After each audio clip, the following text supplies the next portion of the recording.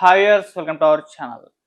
జగన్మోహన్ రెడ్డి గారి కార్ కింద పడి ఒక సింగయ్య అనే కార్యకర్త చనిపోవడం జరిగింది. అందుకు సంబంధించి ఇప్పుడు వీడియో విపరీతంగా కూడా వైరల్ అవుతుంది. అంటే మొదట అది కాన్వాయ్ గుద్దింది, జగన్మోహన్ రెడ్డి గారికి ఆ కార్‌కి సంబంధం లేదని చెప్పేసి వాళ్ళే ప్రచారం చేశారు. సో ఇవాళ కంప్లీట్‌గా ఒక వీడియో వైరల్ అవ్వడం, సో దాని పట్ల జగన్మోహన్ రెడ్డి గారి పైన తీవ్ర స్థాయిలో విమర్శలు వస్తున్నాయి. ఇప్పటికే డ్రైవర్‌ని కూడా పోలీసులు అదుపులోకి తీసుకున్నారు. ఏటూగా జగన్మోహన్ రెడ్డి గారిని చేర్చే యోచనలో ఉన్నట్టు కూడా భావిస్తున్నట్టుగా వార్తలు వస్తున్నాయి. అసలు ఓవరాల్‌గా ఈ ఇష్యూని ఏ విధంగా చూడొచ్చు? మరి జగన్మోహన్ రెడ్డి గారు దీనికి బాధ్యత తీసుకుంటారా? ఎందుకంటే ఇప్పటివరకు అయితే ఆయన రెస్పాండ్ అవ్వలేదు.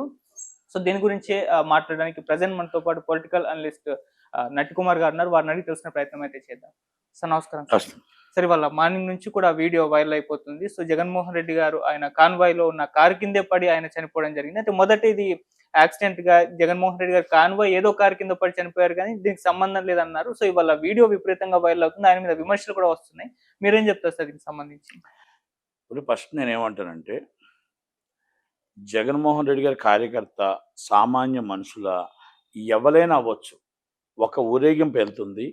ఒక ఊరేగింపులో ఒక మనిషి గాయపడ్డాడు. ఖండించవలసిన బాధ్యత ఉంది. ఒక వ్యక్తి చనిపోయాడు. ఖండించవలసిన బాధ్యత ఉంది. తప్పు అనుకోకుండా జరిగిందా, లేకపోతే కావాలని జరిగిందా, ఏం జరిగిందో కాదు, మీ ఊరేగింపులో జరిగిందా లేదా, ఆ మనిషి చచ్చిపోయాడా లేదా, ఆ మనిషి ఏ బండి కింద, మీ కాన్వాయ్ కింద పడ్డాడా లేకపోతే మీ బండి కింద పడ్డాడా, ఆ డైలాగ్స్ అంబటి రాంబాబు గారు కానీ అవి కొట్టొద్దు. ఆ మనిషి చచ్చిపోయాడు మీ ఊరేగింపులో, మీ దాంట్లో జరిగిపోయింది, మీరు పిలుచుకొచ్చారా, మీరు డబ్బులు ఇచ్చి తీసుకొచ్చారా, లేకపోతే మీ నిజమైన మీ కార్యకర్త ఎవరో అనవసరం అది. ఆ వ్యక్తి ప్రాణాలు పోయా ఆ వ్యక్తిని మీరు ఎవరో వ్యక్తి చనిపోతే పరామర్శడానికి వెళ్ళేటప్పుడు, మరి ఆ వ్యక్తి చనిపోయినప్పుడు అయ్యో పాపం అని 5 నిమిషాలు ఆగలేకపోయారా? అయ్యో పాపం అని చెప్పేసి ఆయన ఏమైందని పరామర్శడానికి వెళ్ళారా? అయ్యో పాపం అని చెప్పేసి పాపం ఆ చనిపోయిన ఆయనకి ఖండించారా?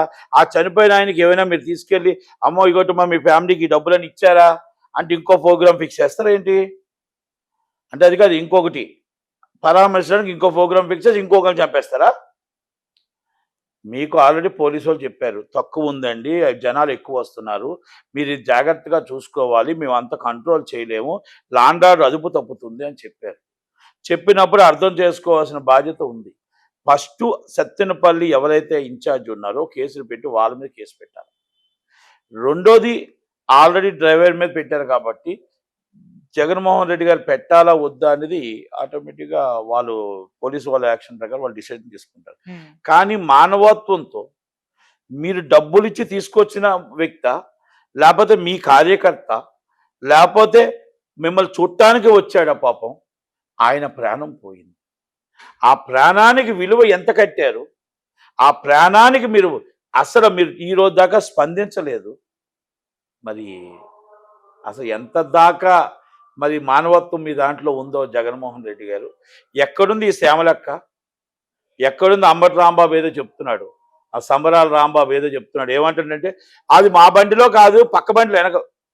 ఏమైనా రాంబాబు గారు, మీరు నిజంగా చెప్తున్నా మానవత్వం లేని మూర్ఖులు మీరు. మూర్ఖుల కంటే దారుణం. ఎందుకో తెలుసా?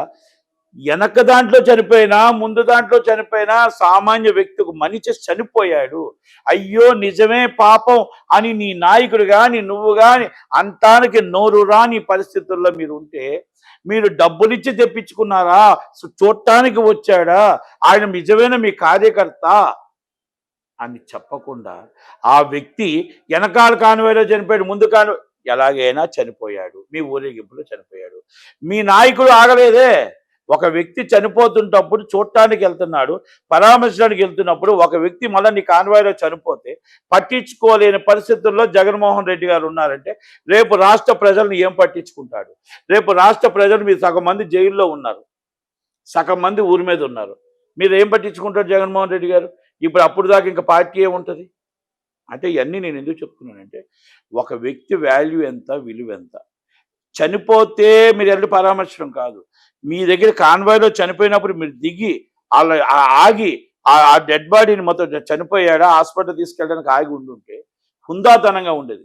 ఆ హుందాతనం మీ దగ్గర మేము ఎక్స్పెక్ట్ చేయాల్సిన అవసరం లే. భువనేశ్వరమ్మని నానా మాటలు అంటుంటప్పుడు అసెంబ్లీలో నవ్వుతూ కూర్చున్నారు. మీ దగ్గర అది ఎక్స్పెక్ట్ చేయలే. ఆ రోజు మీరు హుందాతనంగా ఉండాలంటే ఆ రోజు మీరు ఖండించి ఉండాల్సింది. సరిమలమ్మని అడ్డమాంతి ఇంట్లో తీరుతుంటే మీరు నవ్వుతూ ఉన్నారు. ఆ రోజే మీ దగ్గర ఎక్స్పెక్ట్ చేసింది లేదు. అలాగే మన టోటల్గా మీ అమ్మగారిని తీరుతుంటే కూడా మీరు పట్టించుకోలేదు. అంటే ఏది జరిగినా మీరు పట్టించుకోరు కనుక ఇప్పుడు ఇంట్లో మీరు పట్టించుకుంటారని మేము అనుకోవట్లే. కానీ చట్టం తన పని తను చేసుకోవాలి. ఒక ప్రతిపక్ష నాయకుడు హోదాని, ప్రతిపక్ష నాయకుడు ప్రజల పక్ష నాయకుడిగా మీరు వ్యవహరించట్లేదు కనుక ఒక మనిషి విలువ మీకు తెలియదు. దండేసి ఆ డెడ్ బాడీ అయిపోయిన తర్వాత ఫోటో కాడికి వెళ్ళి పరామర్శించడం కాదు. డెడ్ బాడీ కాకుండా బతికున్నప్పుడే వెళ్ళి పరామర్శి హాస్పిటల్లో తీసుకెళ్తే ఉందాతనం ఉంటుంది. చనిపోయిన తర్వాత డెడ్ బాడీని తీసిన తర్వాత ఫోటో పెట్టించి ప్రత్యేక కార్యక్రమం పెట్టి ఆ కార్యక్రమానికి ఒక 50,000 మంది రావాలా, 50,000 మందితో మీరు దండయాత్ర చెయ్యాలా. ఆ దండయాత్ర రఫ్ నరికేస్తాం.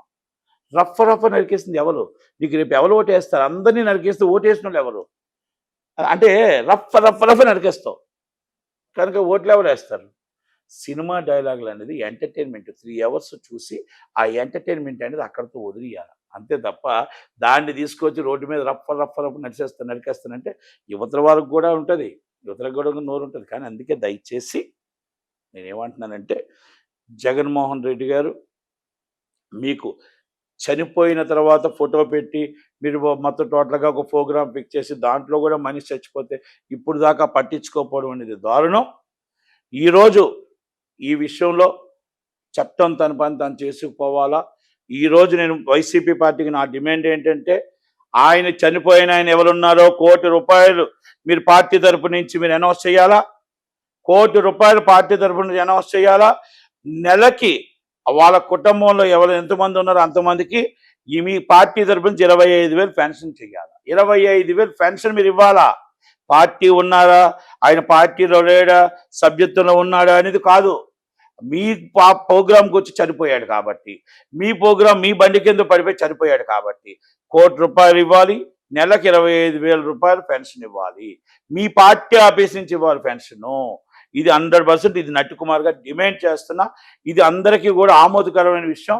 దయచేసి చిత్తశుద్ధి ఉంటే, మీకు డబ్బు మీద ఆశ లేకపోతే, కార్యకర్తల మీద ప్రేమ ఉంటే, కార్యకర్తల మీద ఆశ ఉంటే, మీరు రేపు ఉదయం 29 వస్తామని అనుకుంటే, నిజమైన మీరు కార్యకర్తని ప్రేమిద్దామని అనుకుంటే మాత్రం ఎట్టి పరిస్థితుల్లో ₹1 కోటి ఇవ్వాల్సిందే, 25,000 పెన్షన్ ఇవ్వాల్సిందే.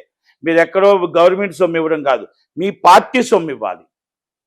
అది ఇస్తారని ఇప్పిస్తారని అంబటి రాంబాబు గారు, విడుదల రజనీ గారు ఒప్పుకుంటారా, ఒప్పించి ఇప్పిస్తారా, లేకపోతే ఆ కుటుంబాన్ని అనాథలుగా వదిలేస్తారా అనేది నిర్ణయం చూద్దాం. ఇదొక ప్రమాదం. దీన్ని బలిలా చిత్రీకరిస్తున్నారు. ఇదేదో జగన్మోహన్ రెడ్డి గారికి అలవాటైన దానిలాగా చిత్రీకరిస్తున్నారు. ఇది కావాలనే జగన్మోహన్ రెడ్డి గారి వ్యక్తిత్వ హనం చేయడానికే ఈ ఇష్యూని ఇంతలా ఇచ్చేస్తున్నారని అంబటి రాంబాబు గారు కూడా ఇప్పుడే ఏమండి ఆ సంబరాల రాంబాబు ఇప్పుడు దాకా తెలుగులో చెప్పింది ఏంటి? ప్రమాదం అవ్వచ్చు, ప్రమాదం జరిగినప్పుడు ప్రమాదం ఆగి ఆ మనిషి బతికున్నాడా చచ్చిపోయాడా, ఆ మనిషిని అంబులెన్స్లో తీసుకెళ్ళండి, ఆ మనిషిని ముందు కాపాడండి, హాస్పిటల్కి మెరుగైన వైద్యం చేయించండి అని చెప్పుంటే హుందాతనంగా ఉండేది. ఓకే, ఆ వ్యక్తిని అవసరమైతే ఆయన కాన్వాయ్లో తీసుకెళ్ళడం, అప్పటికప్పుడు ఆపేయడమో చేసుంటే మనిషి ప్రాణం విలువ తెలిసేది. ఆయన లేనివాడు కాబట్టే కదా నువ్వు ఆయన చనిపోయాడో లేదో చూడకుండా వెళ్ళిపోయావు.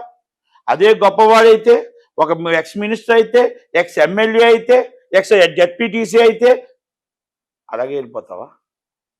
ఒక్కసారి ఆయన వెనకాల ఉన్న నాయకులందరూ ఒక్కసారి ఆలోచించండి. ఇది అంబటి రాంబాబు గారు ఆలోచించండి. రఫ్ నరికేస్తాం.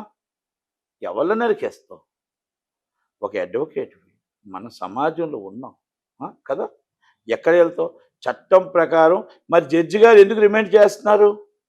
మీరు తప్పుడు కేసులే, మరి జడ్జి గారు చూడట్లేదా? చూసే కదా మరి హైకోర్టు ఎందుకు మీకు కేసు బెయిల్ ఇవ్వట్లేదు? అంటే కేసులో ఇన్వెస్టిగేషన్లో రిపోర్ట్లో తప్పు అని తేలుతుంది. అక్కడ దాంట్లో ప్రాథమిక సమాచారం అంటారు. ప్రాథమిక సమాచారం రిపోర్ట్ ప్రాథమిక ఇన్వెస్టిగేషన్ రిపోర్ట్లో కొంత ఆధారాలు చూపిస్తున్నారు కోర్టుకి. ఈ విషయంలో ఈయన తప్పు చేశాడు, ఈ విషయంలో ఈ తప్పు చేశాడు కనుక ఇన్వెస్టిగేషన్ మాకు అరెస్ట్ చేస్తే, ఇన్వెస్టిగేషన్ భాగంలో మాకు కస్టడీకి ఇస్తే ఆయన్ని మేము ఇంకా నిజాలు తేగలము అని కోర్టు వారికి విన్నపించుకుంటున్నారు. అది నిజమని కోర్టు వారు భావిస్తున్నారు కాబట్టే మిమ్మల్ని రిమైండ్ చేస్తున్నారు. మరి లేకపోతే బెయిల్ ఎందుకు రావాలి? మన కౌశిక్ రెడ్డికి బెయిల్ వచ్చింది కదా, మరి మీకెందుకు రావట్లేదు? లా అందరికీ ఎవరు చుట్టం కాదు, లా అందరికీ ఒకటే. చట్టం ఎవరికి చుట్టం కాదు, చట్టం అందరికీ ఒకటే. దాంట్లో సెక్షన్లు అందరూ అన్నింటికి వర్తిస్తాయి. పొలిటికల్ లీడర్ నుంచి కింద వాళ్ళ దాకా వర్తిస్తాయి కదా. మరి అవన్నీ ఎందుకు? అంబటి రాంబాబు గారు లాయర్ కదా, అంబటి రాంబాబు గారు మేధావి కదా, అంబటి రాంబాబు గారు డాన్సర్ కదా, ఆయన హీరో కదా, ఆయనకు తెలీదా? విడుదల రజనీ గారికి తెలీదా? సైబరాబాద్ మొక్క, టీడీపీ మొక్క, వైసీపీకి మినిస్టర్, ఆమెకు తెలీదా? ఆమె చెప్పిన డైలాగే, మేము చెప్పింది ఏం కాదు. అందుకనే ఏమంటున్నామంటే ఎవరు ఏం చేసినా ఎలా చేసినా మానవత్వం చచ్చిపోయింది జగన్మోహన్ రెడ్డి దగ్గర. మానవత్వం మొత్తం టోటల్గా నశించిపోయింది. కనుక మానవత్వం లేదు కాబట్టి డెడ్ బాడీ మీద నుంచి పీక మీద నుంచి వెళ్ళిపోయి అవతల వాళ్ళని పరామర్శనికి వెళ్ళాడు. మానవత్వమే ఉంటే ఆగి అసలు ఆయన ఏమైంది, ఏం జరిగింది, పేరేం పేరు, ఎవరి కుటుంబం అని వెళ్ళేవాడు. ఒకవేళ పొరపాటున తెలియకపోతే ఆ పరామర్శన అయిన తర్వాత వాళ్ళు ఎవరైనా చెప్తే వాళ్ళ ఇంటికి వెళ్ళేవాడు, హాస్పిటల్కి వెళ్ళేవాడు. ఈ రోజు దాకా ఖండించలేదు, మాట్లాడలేదు అంటే మానవత్వం ఉందా, మానవత్వం లేదా అనేది వైసీపీ వాళ్ళు చెప్పాలి. ఓకేనా? మానవత్వం లేదని నేను అనుకుంటున్నా. తల్లి లేదు, చెల్లి లేదు, చుట్టాలు లేరు, పట్టాలు లేరు, కార్యకర్తలు లేరు. ఎవరైనా ఫోటో పెట్టాలా, ఒక ప్రోగ్రాం స్టార్ట్ చేయాలా, ఆ ప్రోగ్రాం పరామర్శడానికి వెళ్ళాలా, దానికి 1,00,000 మంది. అంటే ఇది ఆయన ప్రోగ్రామింగ్. కనుక దయచేసి ఒక్కసారి ఆలోచించుకోమనండి. నేనేమంటున్నానంటే మానవత్వం ఉందా, కార్యకర్తలు ఆలోచించుకోమనండి, వాళ్ళ నాయకులు ఆలోచించుకోమనండి. పేదవాడు చనిపోతే పేదవాడు మనం విలువ ఇదేనా, వైసీపీ నాయకుడు విలువ ఇదే పెట్టాడా అన్నది ఒక్కసారి ఆలోచించుకొని నిర్ణయం తీసుకోమని.